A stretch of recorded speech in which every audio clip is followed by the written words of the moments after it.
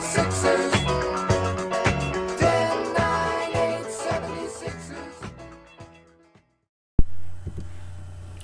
What's going on, everyone? This is UK 76ers. My name is Ben Glasspool, and on Sunday evening, the Philadelphia 76ers lost to the Toronto Raptors in Tampa Bay by 110 points to 103. Now, this was just a really disappointing game. They didn't have Kyle Lowry, so initially, well, that makes us the favourites, especially given the fact that the Raptors have struggled even with Kyle Lowry. So that led me to believe that this should be. Look, it was always going to be a tight game. Nick Nurse is a good coach; they've got good players, but it was still ultimately a very disappointing finish. And the way in which it finished, the way in which we lost this game, only infuriates you more.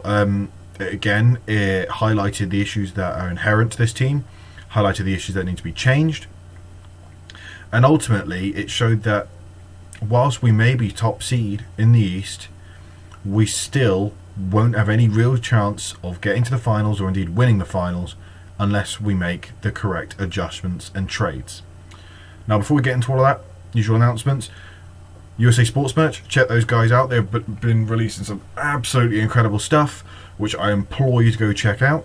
On top of that, thanks very much to Visiball, who have been providing me for some excellent stats, easy to navigate, easy to figure out, easy to decode, and ultimately make watching basketball and interpreting basketball a hell of a lot easier for even the most casual of fans. Now let's talk about this game. Now, starting with the first quarter, and indeed starting from even before tip-off, the Raptors went small. And you think that might be a bit of a worry, especially when you've got someone like Joel Embiid, who obviously is an absolute monster, he's a huge man, 7 foot, and they had Siakam at centre. And I guess the idea was to take Embiid out the paint for more driving opportunities for the Raptors. So I can understand what Nick Nurse was trying to do, but ultimately what Nick Nurse was trying to do, he wasn't vehemently trying to get back the small ball idea. All Nick Nurse wanted to do was to give Joel Embiid different looks.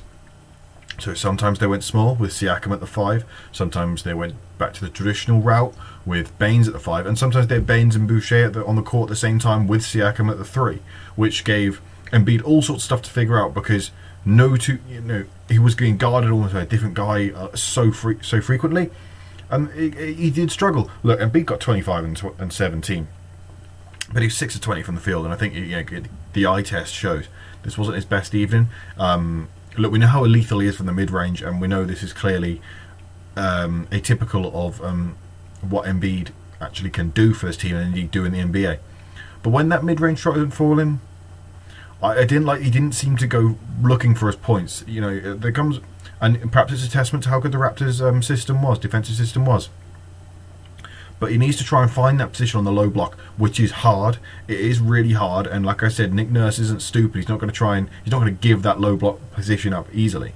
And indeed, obviously, of course, they double and tripled him. He never had a moment's rest, and still get 25 points is impressive in and of itself, and indicative of what he's been doing, even when he's been playing poorly by his standards.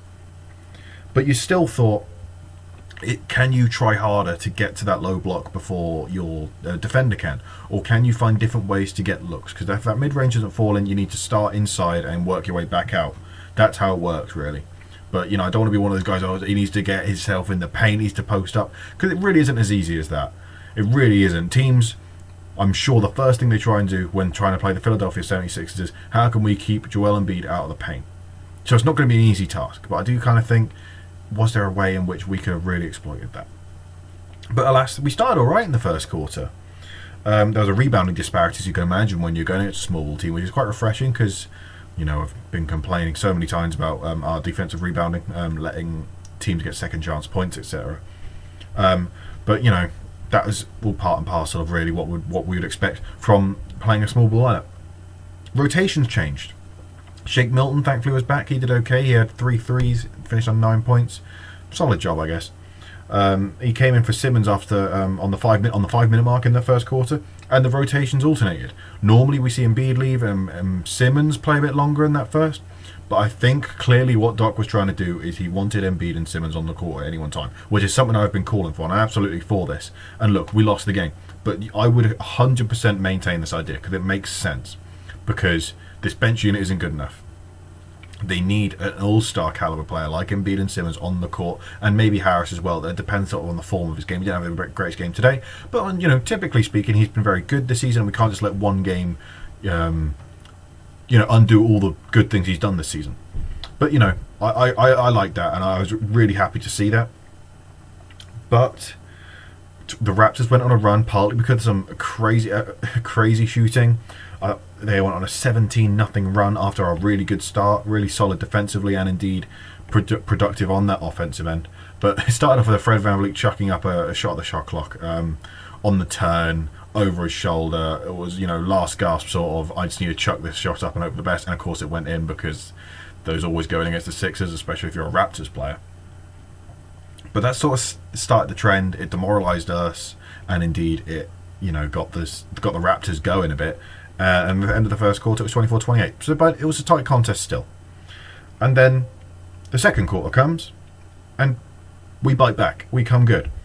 And I think that partly was due to our staggering our minutes. And indeed, the Raptors still started relatively strongly in that second quarter, because that bench unit's still not great, even with a star there to try and buoy them a bit. But, we struggled. And then we kicked on. Somehow we managed to kick on. So the Raptors weren't missing from three. I had it written down. They were 7 of 13 and we were 1 of 10, and that's spilling over from that first quarter. But then you look at the field goal drought the Raptors went on, because our defense turned up. I think Danny Green tied a career high of 5 steals this game. He was fantastic.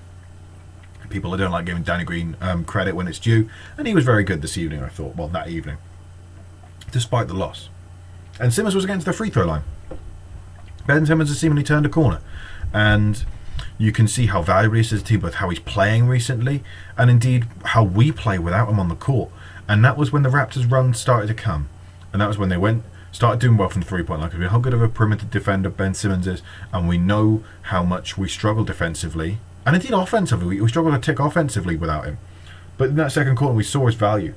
Joe got the minutes over Furkan Korkmaz, which I love to see. I know Doc said afterwards you've got to earn your minutes, and at the moment that's why Isaiah Joe is getting those minutes. You know the reasons why I prefer Isaiah Joe. You know the reasons why I don't really want Furkan Korkmaz on the court. Can he still get some good minutes for us? Absolutely he can. I'm not saying I don't want to see him at all, but for now I want to see Isaiah Joe get Furkan Korkmaz's minutes if things continue the way as they are. So we go into that half, 31-24.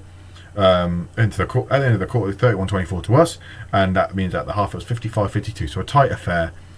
We won that second quarter, they won that first. But at the half, the glaring of weaknesses were 3-point shooting. We were 24% from three. The Raptors were 44%. If we just had an average 3-point shooting, it probably would have been a bigger lead. But what I did like to see, turnovers. We were down to 3 turnovers at the half. Compared to the Raptors 8, we had a lot more points off said turnovers as a result. Not similarly, what did disappoint me though was the bench points. We had 4, Raptors had 12. It's the same issues that keep presenting themselves game in, game out. And look, I'm not too worried about this issue, because I know this won't be our bench come the playoffs. But just to keep the peace for myself, just to keep me sane, please can we just get rid? Not everyone's bad. Shea Milton's not bad. Isaiah Joe isn't quite there yet, but I still back the guy. Dwight Howard, I don't want him really in the playoffs. Like I mentioned in my last video, DeMarcus Cousins has become available. Whether or not he'll take it remains to be seen. But despite that, there are stretch bigs who you'd much rather than Dwight Howard. I hate how he can't seem to finish at the rim despite being against smaller guys. I hate how he can't catch a ball occasionally. I hate his free throw percentage. Sometimes I really do like his game. I like the high energy rebounding. I like when he can finish. I like when he doesn't give away stupid fouls. But unfortunately, recently, these games have been few and far between. And it comes to the point where, if the right trade is available, not necessarily involving Dwight Howard, but if the right trade is available just to bring in a centre that's better than Dwight, you absolutely do it. So we go into the third quarter, which was essentially just a carbon copy of the first. I really don't know what more I can say. Our 3-point percentage at least was better. We started with 2 threes off the bat. Curry had a nice 4-point play. But, the run started again. The Raptors went on a 12-0 run after we were almost, I think, double-digit leads. We threw it away in seconds. Literal seconds. And we've got to do something about this holding on to leads and consolidating leads. It just went immediately, and it was so frustrating, because the thing is, no one was shocked. I wasn't shocked when we went 10 points up. That means nothing. You might as well be 1 point. because we'll throw it away when the bench comes in, when we've got to rotate, when our depth is shown to be lacking. And it happens far too frequently, and it always results back to the same issues. Despite that, though, I've talked a lot about the bench. But there are still other issues. Pick and roll defense. Fred VanVleet, okay, yeah, he's a fantastic player, and indeed a fantastic playmaker. In the pick and roll, he always had Boucher, he had Baines, he had Siakam. No one can seem to guard the roll man. I don't understand how it's always you either go out to VanVleet or you guard the roll man. And if you guard the roll man, then VanVleet's got an open 3 or an open 2, open mid-range or whatever. Why is this always a trade-off? Why can't we have both? Why is it when we execute a pick and roll, it's, they're back in front of the ball handler and the centre's, he's still guarded by his centre. It is so frustrating because it feels basic, it feels avoidable, it feels like you give them a get-out-of-jail-free card. When we step up, they just pass it to Baines, pass it to Boucher, pass it to Siakam, and they've got a wide-open bucket. Why does this keep happening? Now, I thought it might be because we don't switch. I think sometimes you can switch, other times you can't. You don't want to switch Dwight Howard onto Fred VanVleet, you don't want to switch Joel Embiid onto Fred VanVleet. It's a recipe for disaster, really. But the person who is, guarding the man who's been set the screen, go under, go over, or at least just try and get to the other side quickly, recover. And we don't do that, and this is how easy it is to score on the Sixers. If I'm a coach and I watch the Sixers regularly, which of course I do, of course I'm not a coach either, but it's exploit them in the pick and roll, because the defense obviously as a result collapses, and this is why it feels like every single 3 goes in on us as well. Of course the roll man might score the point, but the defense collapses and there's a guy in the corner. And that's another thing. We talk about the bench depth, we also talk about the quality of players we got. Now Seth Curry is, for me, the only guy that I would bank on making a 3. Look, Danny Green's been pretty solid from through these last 2 games, and this has been exactly what we wanted from the guy, and all credit to him. But we know how much his game is streaky. He can make 5 of 10 one game, he can make none of 10 the next. He can make maybe even 9 out of 10 one game and make none out of 10 the game after. You can't rely on him. Seth Curry is good at what he does, and the thing is, the reason he doesn't get as many shots is because people are scared of him. But you look at how the Raptors work, offensively and defensively. On offense, when we collapse, they kick it out to someone like Norman Powell, book it. They kick it out to someone like Fred VanVleet, you book it. Kyle Lowry, no, didn't play, but someone like him, you book it. It's 3 points. Similarly, Boucher, he had a fantastic one. We'll get to Boucher in a sec. Yeah, it's 3 points. Matt Thomas, 3 points. OG Anunoby, 3 points.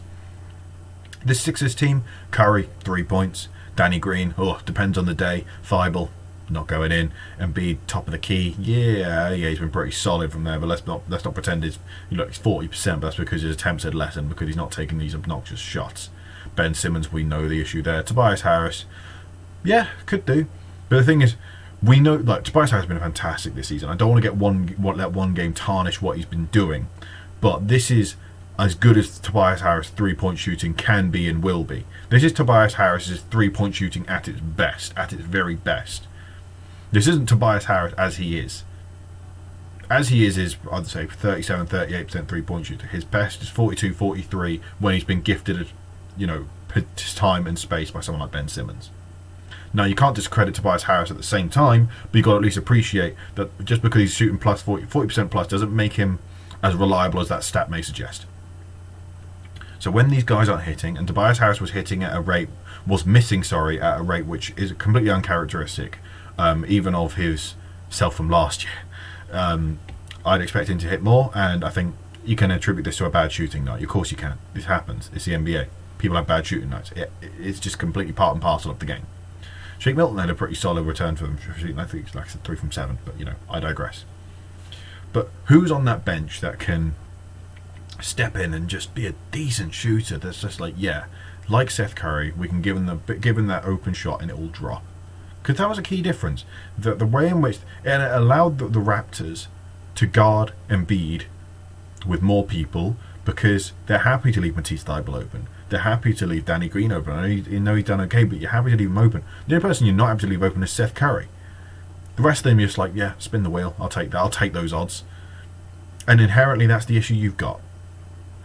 You need more shooters. Now Quinn Cooks has become available. I still think we can do better, but that might be a name to worth throwing in because it's an extra shooter. I think he's over 40% on his career. That's a solid player to have. A bit of playmaking. He's not quite the playmaker or floor general I was after, but that might do something.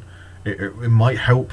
I don't know, but you know, I don't want us to just go out and get anyone willy-nilly, but that's a name. That's a name that I would take on this team. I would absolutely take on this team. Another name would be Kyle Lowry, but I think it's got to the point where, as I alluded to earlier, we're not going to win the NBA title unless moves are made. And we can talk about the little bench pieces, but also we need that real third star. Tobias is really good, and he's been really good this season. I can't praise the guy enough, but we need a real third star. We need Kyle Lowry. And people say, oh, we need Zach LaVine. Look, they're not going to trade Zach LaVine. There was a time where we could get Zach LaVine without trading Ben Simmons, without trading Joel Embiid.